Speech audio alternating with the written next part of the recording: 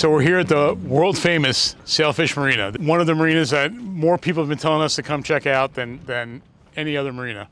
But within our world of sport fishing, this is maybe the most iconic marina. 3 miles to the Gulf Stream, half mile to the inlet.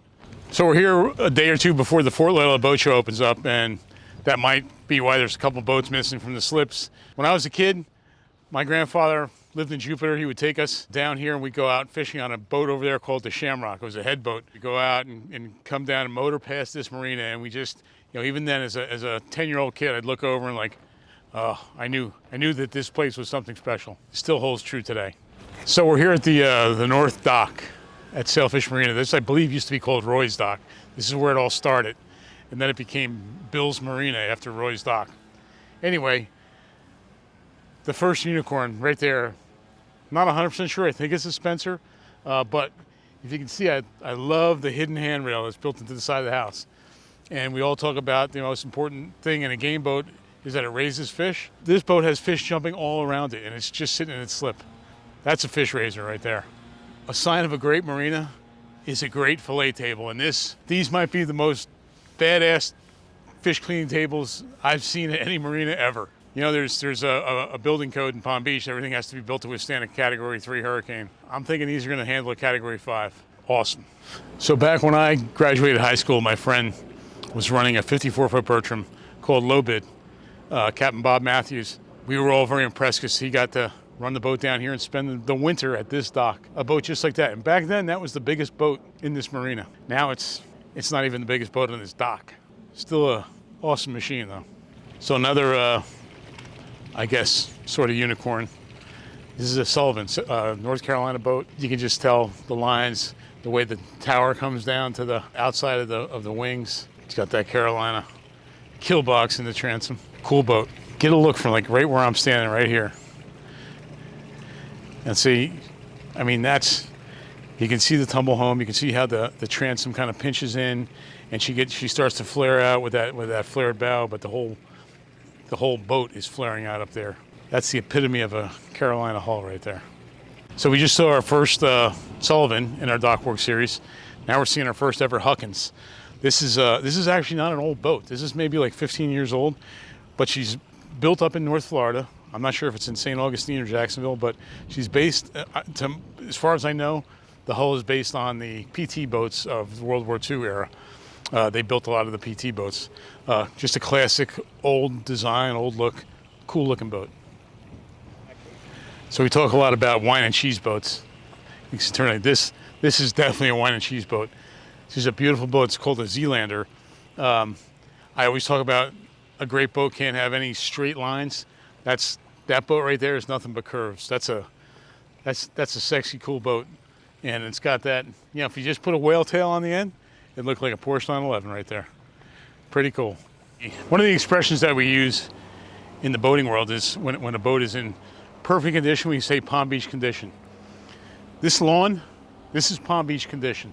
So there used to be a resort here. This is called Sailfish Marina and Resort.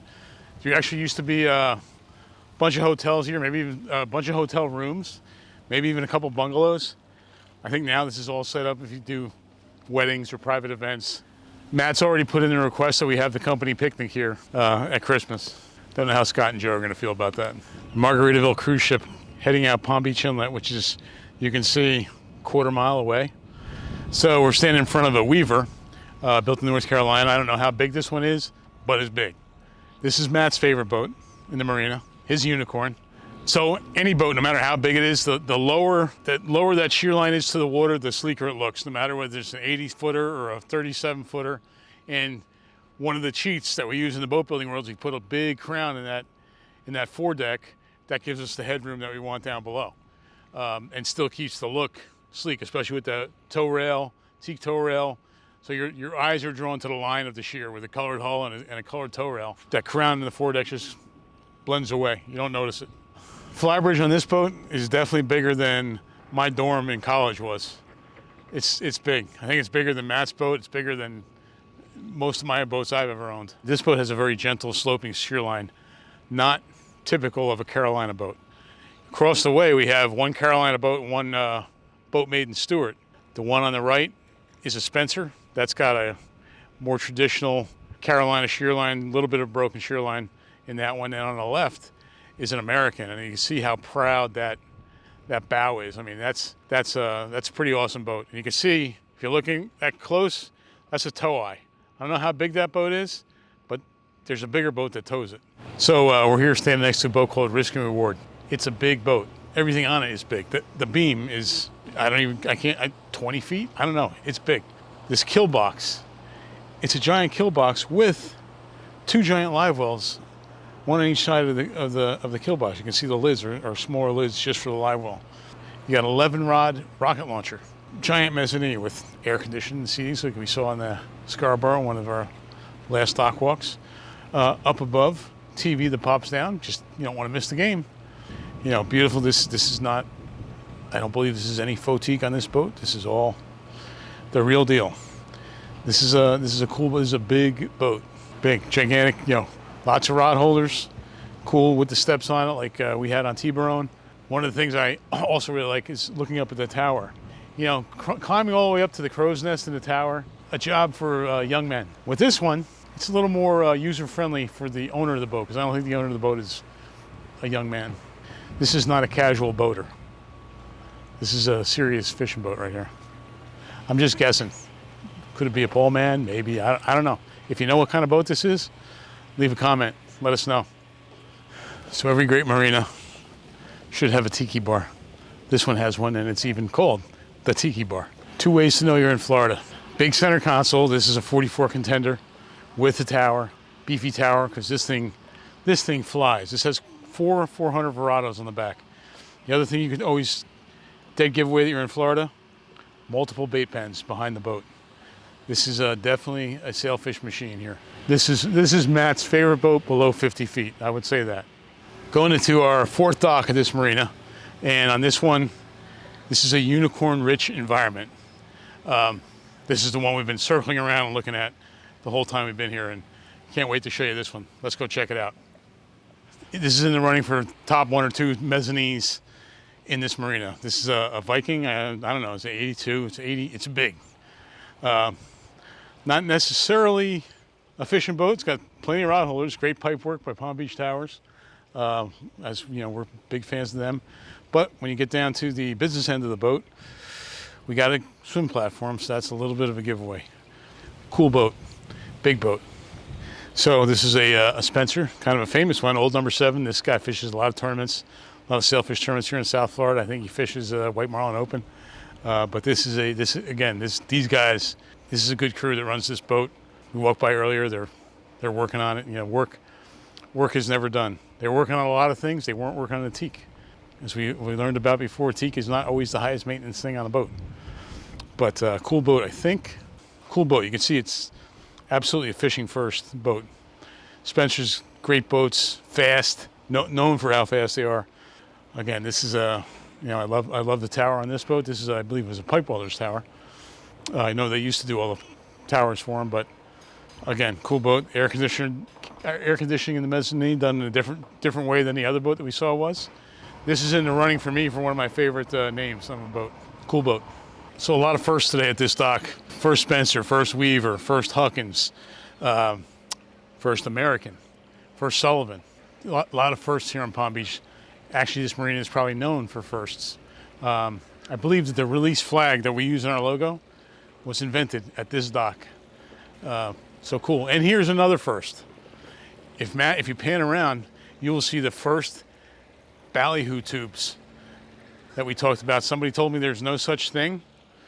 And I guess you could put a pilchard or a goggle eye in there, but you know, guys get a little further south in Florida, and they like fishing with live ballyhoo. So there you go. Ray Rocher makes those. Great captain and great innovator in this sport. So this is an American that is built in Stewart. This was built for the owner of the company originally. 80-footer.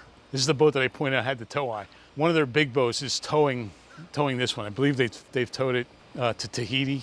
Is this the boat that went to Tahiti and all? The captain, my captain on that boat used to run this boat. Yeah. He's the one that went all over the Pacific.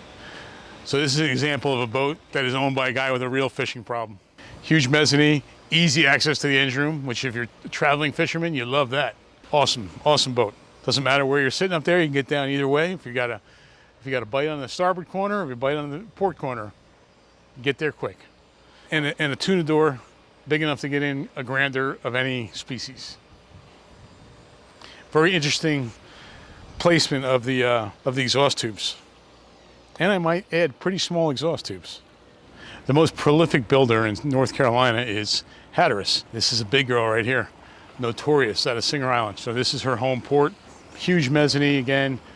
You know, not as deep of a cockpit as some of these other ones we've been seeing, but definitely a fishing first boat. Great helm up above with 3 helm seats, and still an island helm. You get plenty of room to get around. This is a big boat. But directly across from her is C'est La Vie. Again, there's no fautique on this boat. This has a mezzanine with a table. Pretty sure this is 86 feet, I think you were told. No, this is a 90-footer. Believe they have a chef. If they don't have a chef on this boat, they have one on the mothership, because this is part of a whole traveling program. This boat is fished all over the world, just like Patriot. We talked about a big cockpit. Square footage wise, this has to be the biggest cockpit. This has to be the beamiest boat. One of the episodes we looked at a boat named Beast. This boat's a beast. And again, a Florida boat. No fish box in the transom. This is my unicorn right here. So again, this is a 90-foot American, sister ship to the Patriot, which you saw down there a little earlier. Same owner, same crew. So if you're enjoying these dock walks, let us know where we can find a unicorn that we can go check out. If we would have done a walk of all the boats at this marina, we would have missed the Fort Lauderdale Boat Show, which doesn't start for 2 more days. There's a lot here. If you're in Palm Beach, it's worth coming by here. Great food at the restaurant, great view. On Thursdays here, they have a big like artist festival where they have people out painting, doing face painting for kids. They got live music playing, reggae bands. This is like this is a Disney World for sport fishermen, and you should come here.